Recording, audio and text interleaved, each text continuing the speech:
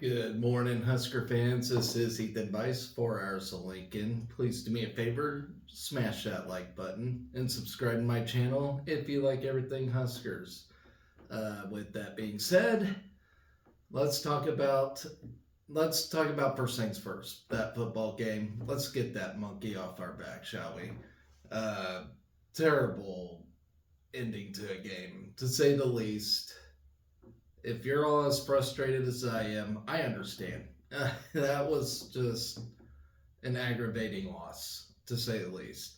And everybody wants to blame the coaches, blame the players first on the penalties.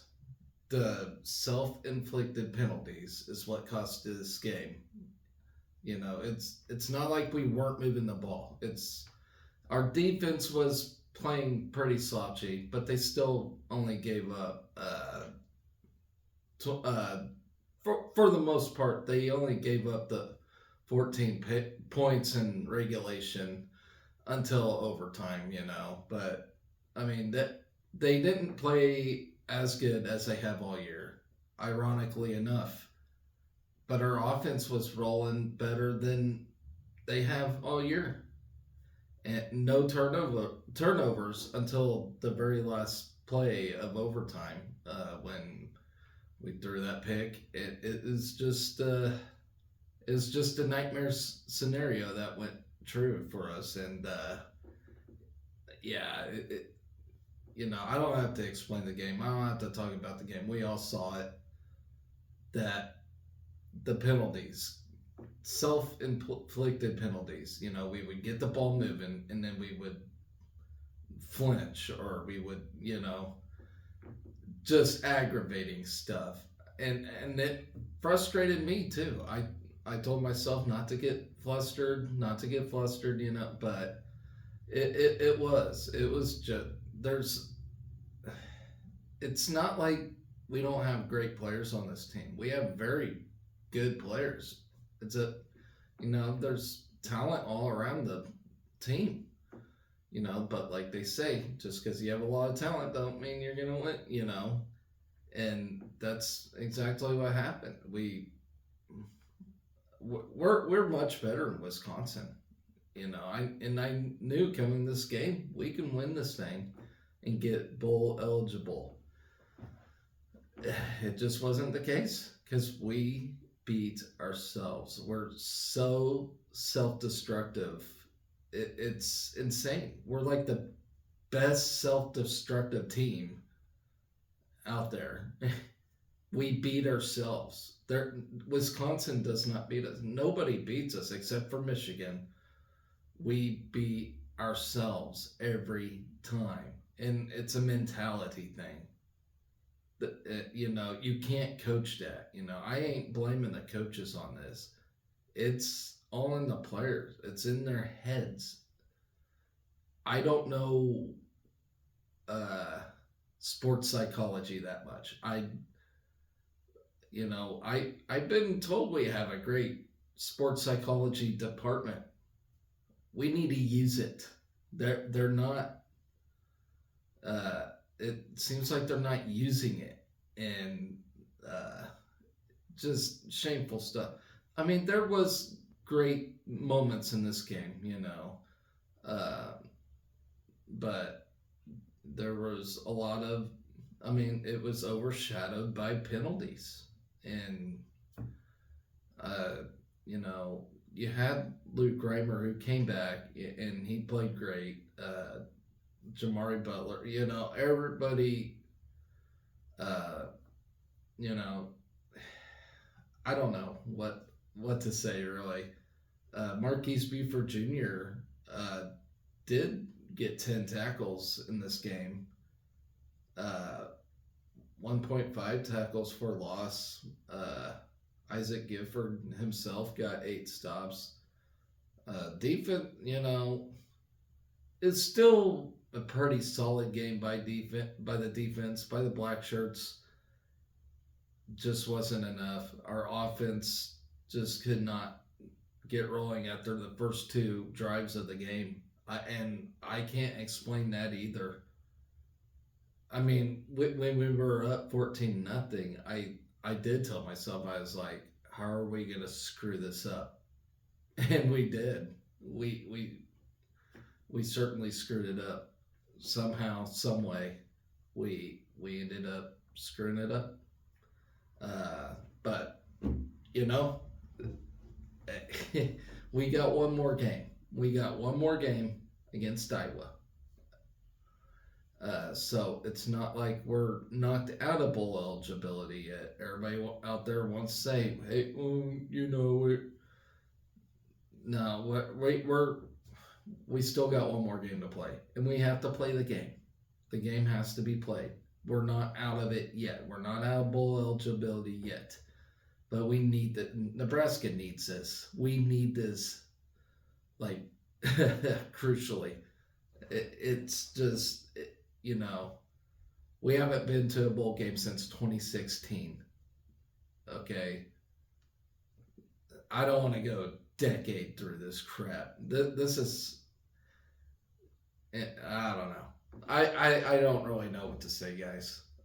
I At the beginning of the year, I didn't really know where this team's going to be, and right now, the whole season, I think it's our mentality. Uh, you blame the coaches all you want. You can say Matt Rhule this and Matt Rhule that.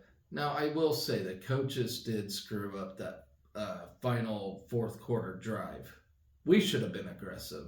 We should not have accepted overtime, because I knew when we go overtime, we're going to lose.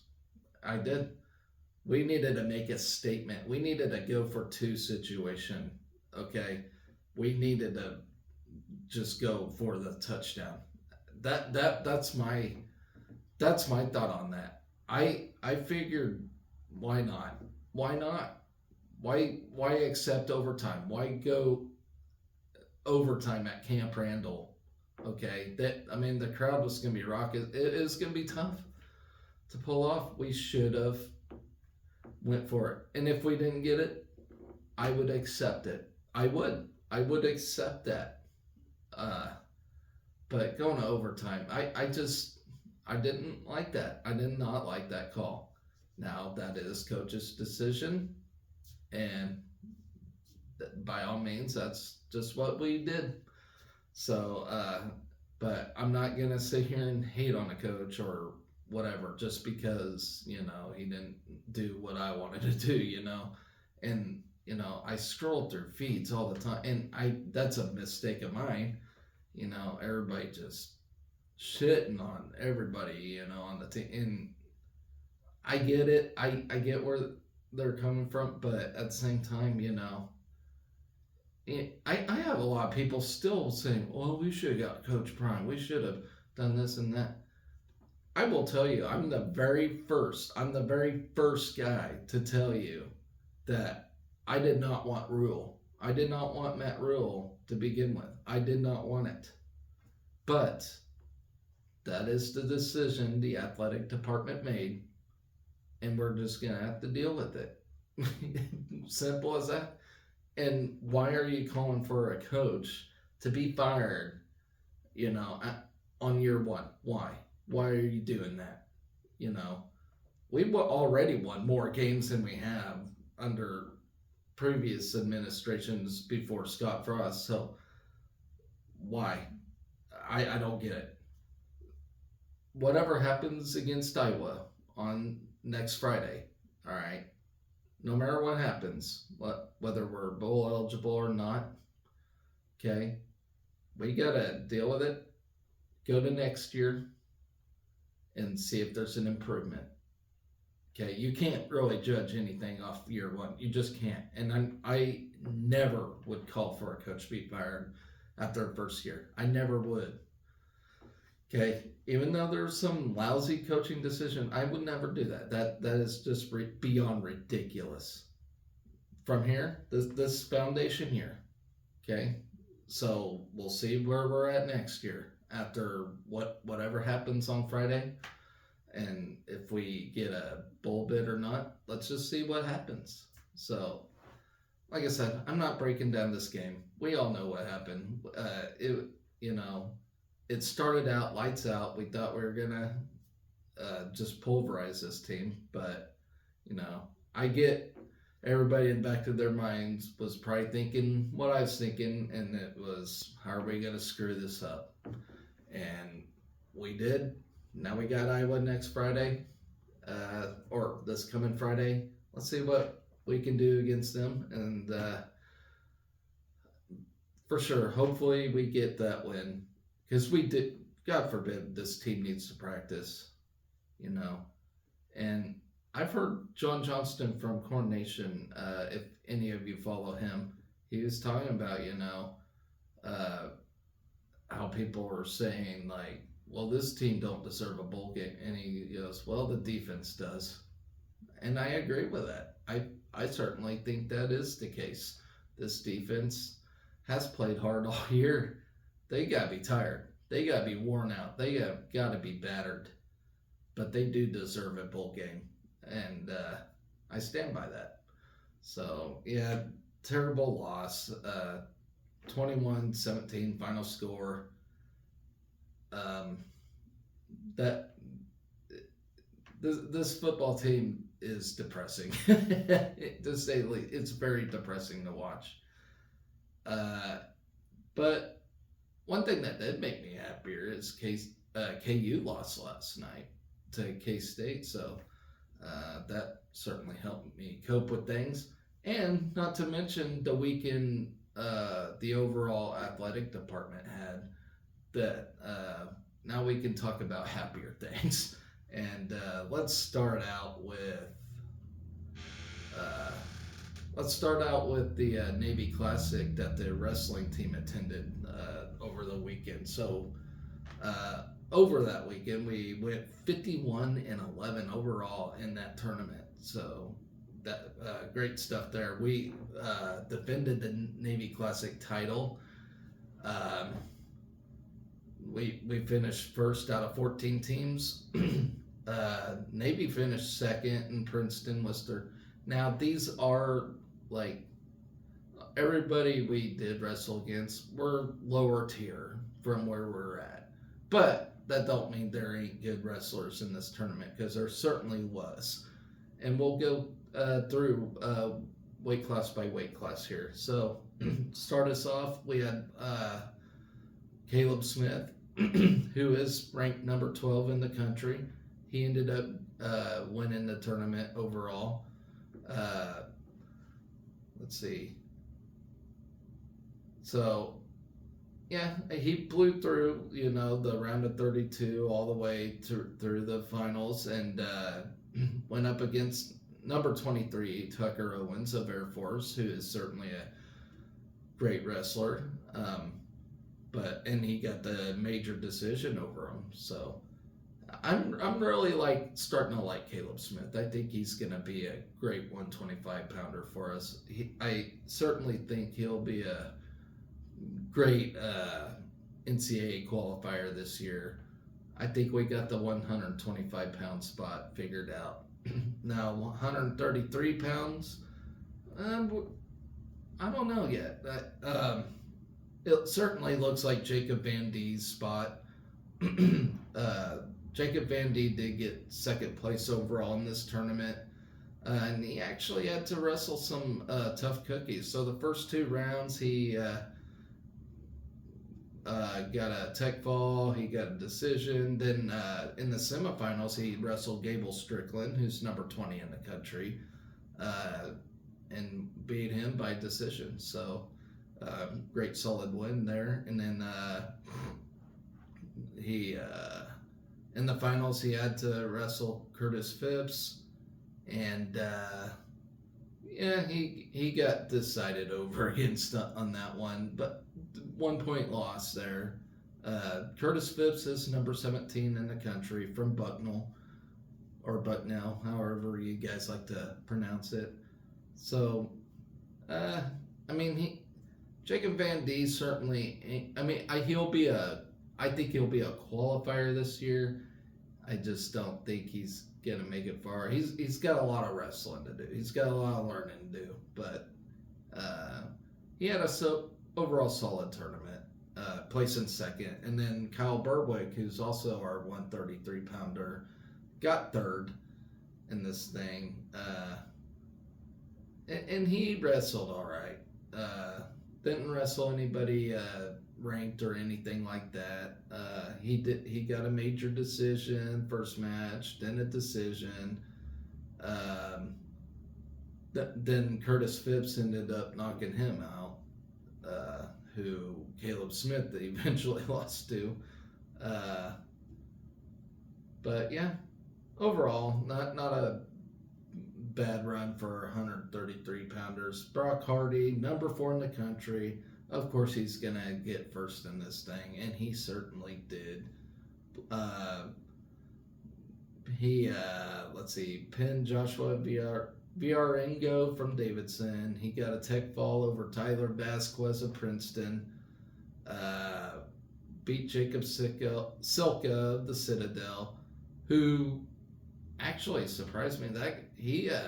I think that Jacob Silka is going to be pretty good. I don't even know what class he is, but he gave Brock Hardy a hard time for a while, but eventually 11-5 decision. And then wins the decision over Joshua Coderham of Navy, who is a NCAA qualifier himself. So great run for Brock Hardy. Then at 149, Ridge Lovett, of course, number 1 overall in the country in his respective weight class. Tech fall, decision. And then he pins Dylan Chappell in the final. Number 33 in the country. So, great run by Ridge Lovett. Definitely got some good experience there. 149-pound Scott Robertson also wrestled in that. Went 0-2 for the day, but he at least got some mat time, and that's always good to see. It sucks to go 0-2 in a tournament, I know by experience, but you can learn a lot from that too. So, and Scott Robertson can't do anything but get better, especially if he's wrestling under Ridge Lovett, good things can come from that. So hopefully he isn't discouraged and just keeps trucking and keeps working. So at 157 pounds, we got Peyton Robb, who is number 3 in the country, by the way. He ended up getting first in this tournament as well. He got a pin, tech fall, and then wins in the finals, beats Jonathan Lay in a decision win. 165 pounds, we had 2 compete in this. We had Antrell Taylor, who is number 11 in the country right now, and then our last year's starter, Bubba Wilson. Bubba Wilson went 2-3 himself. Antrell Taylor got the championship in this thing. So, and he had a pretty decent path to get there. So, tech fall over Daniel Patton of Cleveland State. He got a major decision over Aaron Ferguson of Kent State. Then he got a deciding win against Garrett Thompson of Ohio. And then in the finals, he gets a 10-3 decision win over Gianno Petruccelli of Air Force, who's number 25 in the country. So 165-pound weight class looks solid for us. At 174 pounds, this is another one that I do not know where we're going to be. So we have Christopher Minto and Adam Tebow. Right now, it looks like Christopher Minto's job to take right now. He actually got a good win over Sal Perrine of Ohio, who's an NCAA qualifier. He's only ranked number 29th, but I think he's actually better than that. I think he's a top 20 at least. But nonetheless, Christopher Minto got the win over him. And, just judging by this tournament, he looks like the guy. Like, that could lead the 174-pound weight class. In the finals, though, he did lose to Danny Wask of Navy in a deciding win, though. So, and Adam Tebow, he got 5th place overall in the tournament. So, I would like to watch them two practice. I bet they put on a pretty good performance in the wrestling room. So then at 184 pounds, Lenny Pinto, ranked number 8th in the country. I'm liking this kid. He kind of breezed through everybody. So he got a tech fall, a pin, and then a major decision. And one of those pins was against Nathan Dugan of Princeton. And I tell you what, Princeton's actually a pretty good team. If you watched the NCAAs last year, they look like a team that's slowly rising. And good win over Nathan Dugan there. And then he major decisioned David Key, number 16 in the country for Navy. Super impressive showing from Lenny Pinto. And he's probably, of course, Ridge Lovett always impresses me, and he's almost always like the wrestler of the day. But if there's anybody that really impressed me, like that did better than what I thought they would, that's Lenny Pinto. He did incredible. But at 197 pounds, kind of opposite case. I figured Silas Allred was going to run through this thing and get his arm raised in the finals, but he made the finals, but lost to Luke Stout of Princeton in a decision, 4-1 decision. He breezed through it pretty easily all the way up to the finals, and then Luke Stout, he, like his last name says it all, he's stout. He's a great wrestler, and I don't know. Hopefully, maybe they'll meet back in the NCAAs later this year. So it's not a bad loss for Silas. I just figured he was gonna get it, but nothing to hang your head on for sure. But he's still gonna be our 197 pounder, that a solid 197 pounder for us. He just had that one loss and probably just had a bad day. So we'll see. Our only Big Ten champion last year too. So don't ever count Silas out. He's probably just having a rough start. So then heavyweights, that's besides 133, heavyweights are very needed improvement in a weight class that we need. So we had 2 compete in this tournament. We had Matthew Moore, who went 1-2. He certainly looks young and needs to hit the weight room, if I'm going to be honest.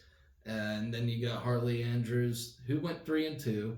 He had a decent day and better than I thought, to be honest. I thought he was going to have a hard time, but he went 3-2. So not bad, but he made it all the way, consolation of 4. So the only weight class we didn't get a medal in this tournament, and I kind of figured that would be the case, but he made it all the way, consolation of 4. Got pinned by Ben Stimmett, who's not a terrible wrestler, to be quite honest. Not ranked yet, but I think he will be later on.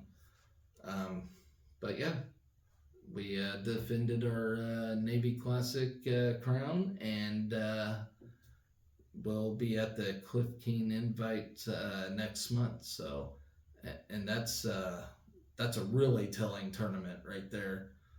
One of the best, other than the NCAAs, and we won that last year and years before too. I can't remember how many times in a row we won it now, but uh, we're looking for the next one. So look for that on Flow Wrestling. So let's move on to swimming and diving.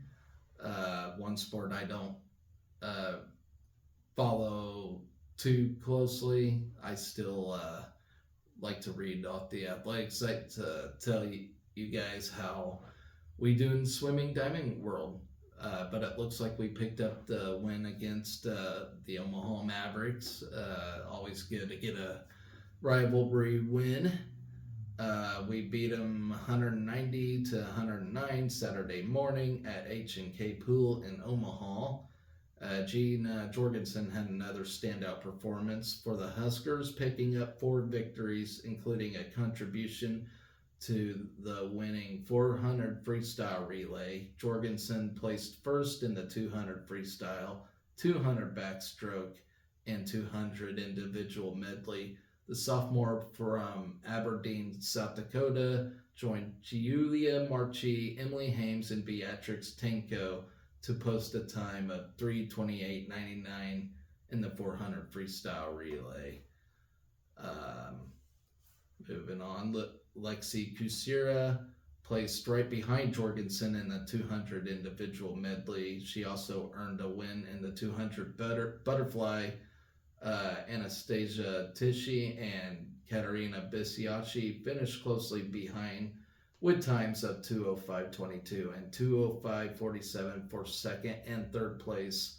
Kusira pitched in 2 third place relay efforts in the 200 medley relay and the 400 freestyle relay.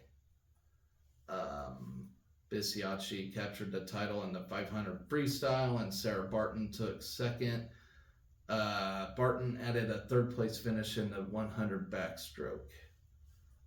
In the 100 breaststroke, Maya Hall touched the wall first in 1:05.78, and Amelia Riggett took second in 1:06.79. Jojo Ramby placed first in the 200 breaststroke.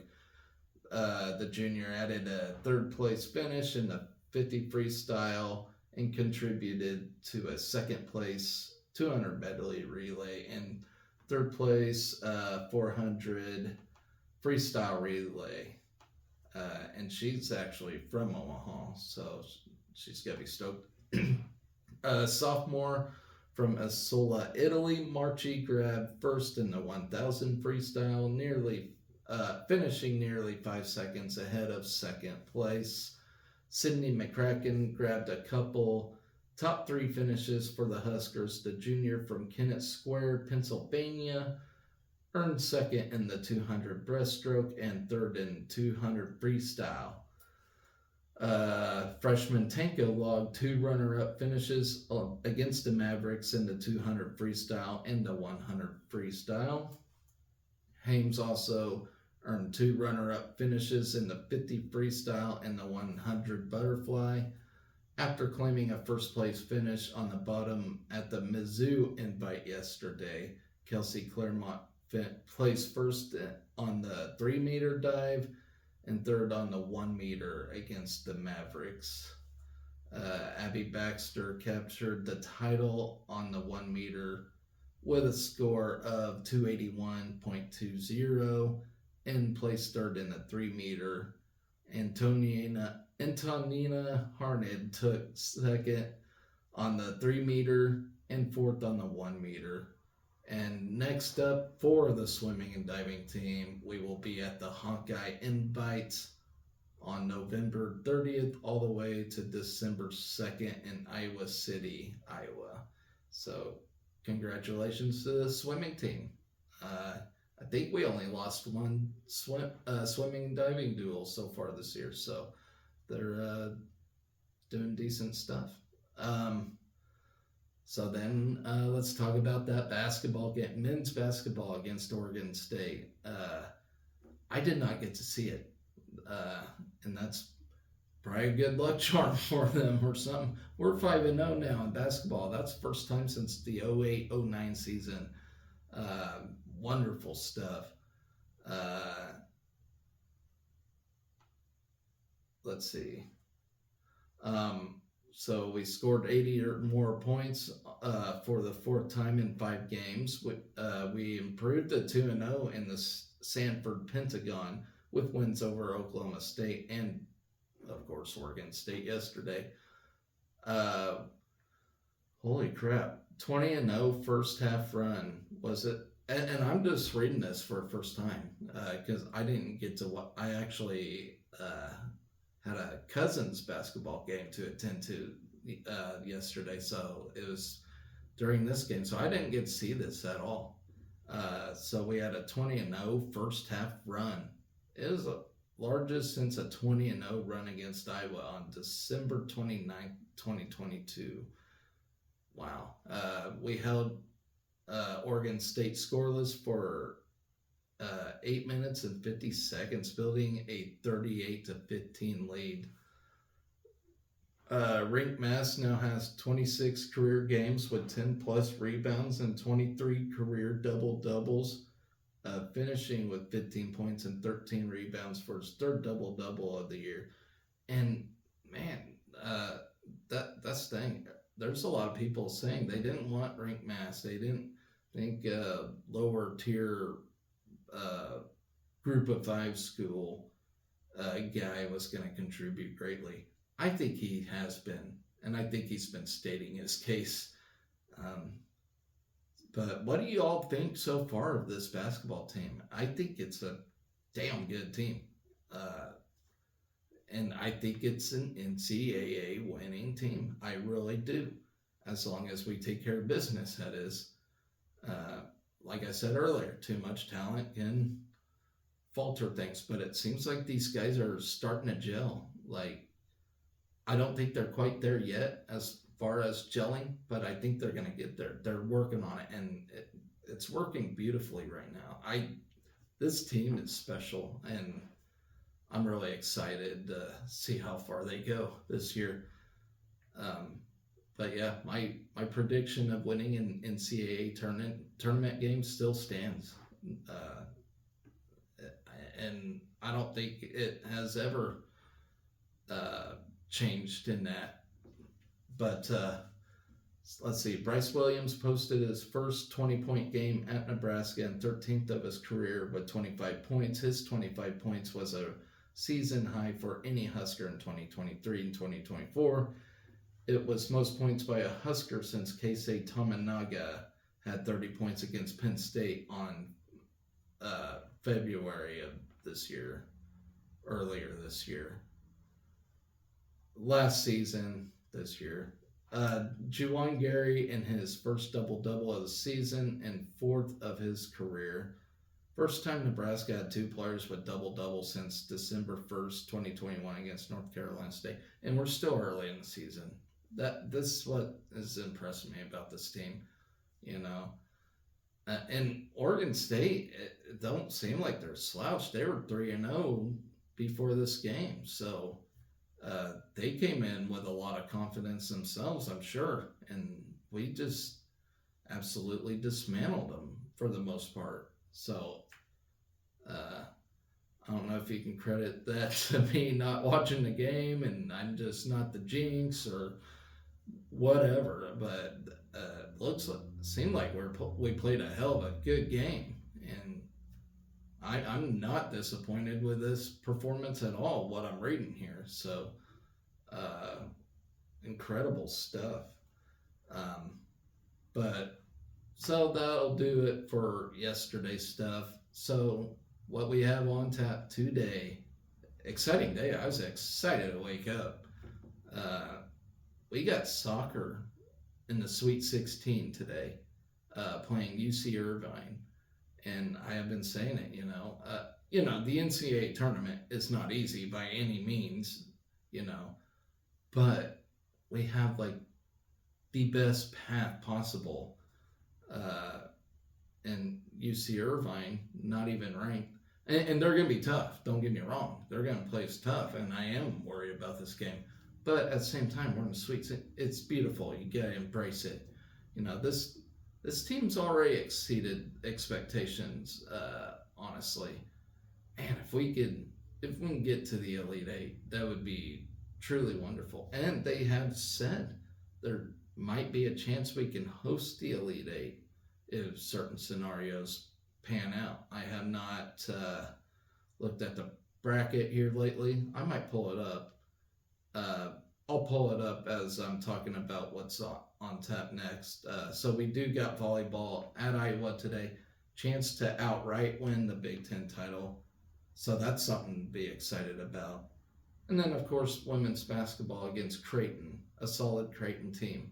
So, yeah, we got 3 women's sports going on about the same damn time.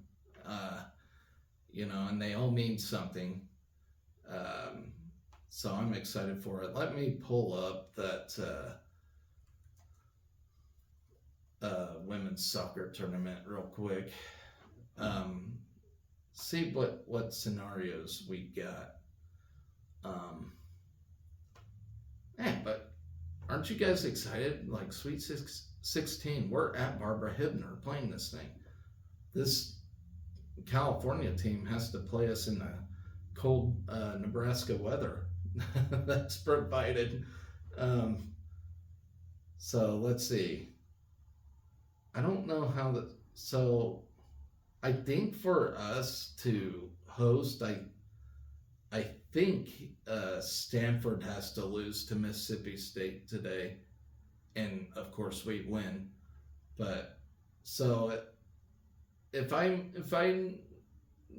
have if my knowledge is right here, if Stanford wins and we win, we go to Stanford to play them. But if Mississippi State wins, who's seeded 6, then and we win, then because we're seeded 5, then we would host Mississippi State. I think that's how it works. I could be totally wrong, but I'm pretty sure. So yeah, hope for a Mississippi State win and us to win, and we can host an Elite 8 game. That would be awesome. And I really think the crowd is helping us, you know, with these games. They certainly helped us out against Tennessee on Friday for sure. I mean that was a remarkable game, and I'll remember that for a long time. But anyway, so we got that. And of course I talked about volleyball and women's basketball, so that's what's on tap today. And then I'll talk about the outcomes of those games when they're done, obviously, and then go from there. So I'm still trying to figure out who my fall male athlete of the year is and my fall female athlete of the year is. That's it's still debatable. It almost kind of depends how certain things play out, you know. But we got that to think about, and then of course we got the fall or the winter male and the winter female athlete. So if any of you watch this show and is invested in that cause, let me know who you think of that in the comments. So with that, guys, I am gonna sign off here. I got some stuff to do today before the soccer tournament. So go Big Red. Be excellent to each other.